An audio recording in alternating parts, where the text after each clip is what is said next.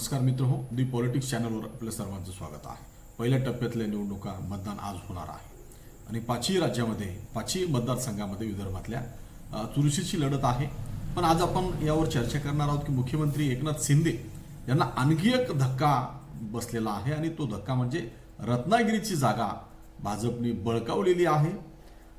राणेंना त्या ठिकाणी तिकीट दिलेलं आहे आणि सिंधुदुर्ग रत्नागिरी म्हणजे लोकसभेच्या निवडणुकीमध्ये बंडाला साथ देणाऱ्या सर्व 13 खासदारांना पुन्हा उमेदवारी देणे मुख्यमंत्री एकनाथ शिंदे यांना शक्य झालेलं नाही. हा शिंदे यांच्यासाठी मोठा राजकीय धक्का आहे आणि म्हणून यामध्ये कशा पद्धतीने राजकारण झालं आणि शिंदेची ही जागाच नाही तर अनेक ठिकाणी शिंदेनं कशा पद्धतीने धक्का दिला गेला आणि भाजपने शिंदेनं कशा पद्धतीने कोंडीत पकडलेला आहे. एकीकडं उभाटा शिवसेना उद्धव बाळासाहेब ठाकरे शिवसेना ज्यांना गद्दार म्हणते आहे आणि महाराष्ट्रामध्ये जे अशा पद्धतीने बंडखोरी करून जातात अशांना जनता फारसा सहानुभूती दाखवत नाही आणि या सर्व पार्श्वभूमीवर आणि भाजप सुद्धा त्यांची कशा पद्धतीने नाकेबंदी करते आहे हे आपण या व्हिडिओमध्ये समजून घेणार आहोत. तर मित्रहो, या चॅनलवर नव्याने आल चॅनल सबस्क्राईब करा, अधिकाधिक मित्रांना चॅनल शेअर करा. भाजपच्या दबावाने यवतमाळ, वाशिम, हिंगोली आणि रामटेकमधील विद्यमान खासदारांना उमेदवारी नाकारण्यात आल्यानंतर रत्नागिरी सिंधुदुर्ग मतदारसंघ हा भाजपने बळकावलेला आहे.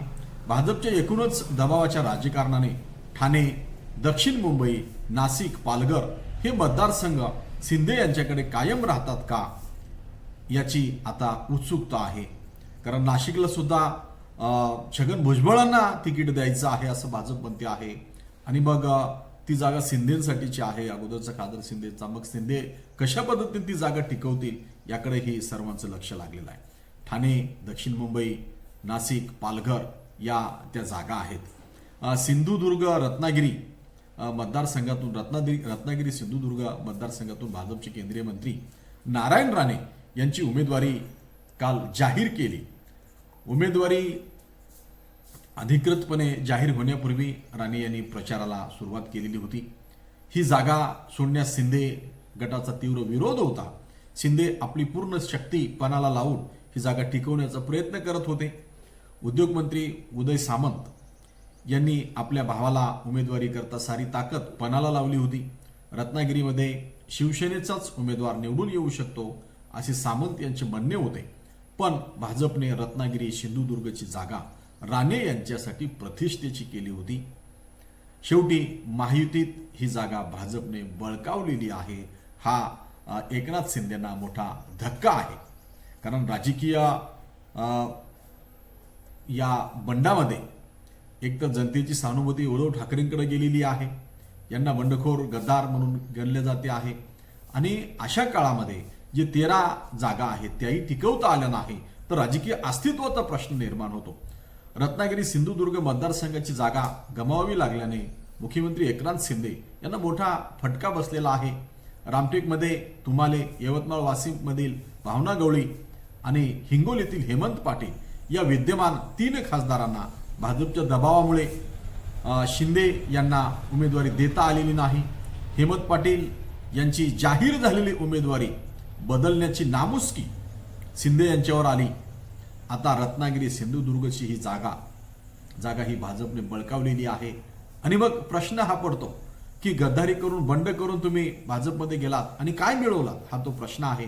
मुख्यमंत्री एकनाथ शिंदे यांनी बंडानंतर आपल्याबरोबर आलेली सर्व खासदार आणि आमदारांना पुन्हा उमेदवारी देण्याबरोबरच निवडून आणण्याची जबाबदारी घेतली होती.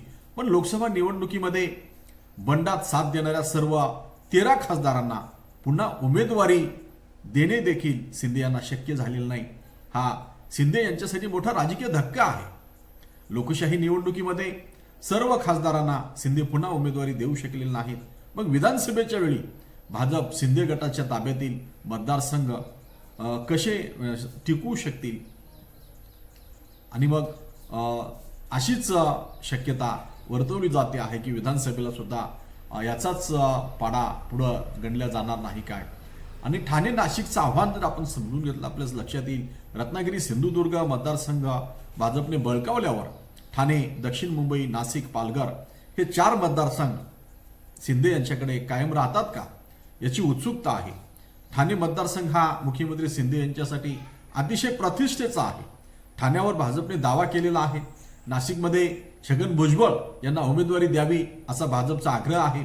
दक्षिण मुंबई मतदारसंघावर भाजपचा डोळा असून विधानसभा अध्यक्ष राहुल नार्वेकर यांनी प्रचारालाही सुरुवात केलेली आहे.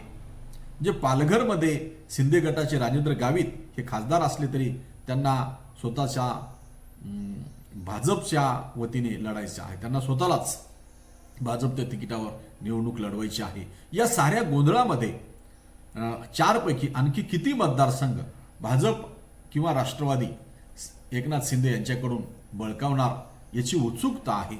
आणि आपण पाहतो की महाराष्ट्राच्या एकंदरीत राजकारणामध्ये जी लोक अशी बंड करून गेली त्यांच्या बाबतीत असं झालेलं आहे. पण भाजप अलीकडं एकनाथ शिंदेची कोंडी करते आहे आणि त्यांच्या जागा हिसकावून घेते आहे. आणि एकनाथ शिंदेंना काहीही मार्ग नाही.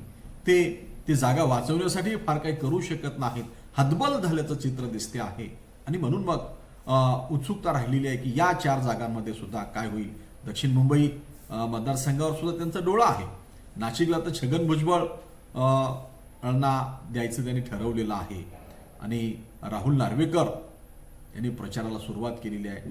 पालघरमध्ये शिंदे गटांचे राजेंद्र गावित हे खासदार असले तरी त्यांना स्वतःलाच भाजपच्या तिकिटावर लढायचं आहे, भाजपच्या कमळावर लढायचं आहे.